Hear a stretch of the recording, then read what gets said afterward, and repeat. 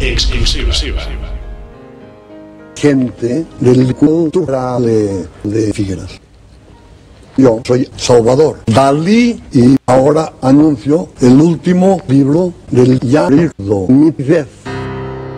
El libro del Yarir que se llama de 99 coses que hem d'aniquilar si volem ser independents. Exactamente. Gracias por la colaboración de la segunda. Ahora,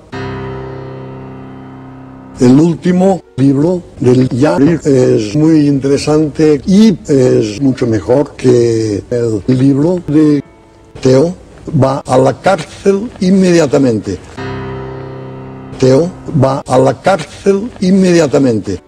Ahora voy a decir una cosa sobre quién es realmente Yarirdo, mi vez. Yarirdo, mi vez. Se llama realmente cristiano. Ronaldo. Seguramente es verdad, lo he dicho muchas veces, cristiano. Ronaldo, con galfas. Es Yarirdo, mi vez. Yarir es del Real Madrid.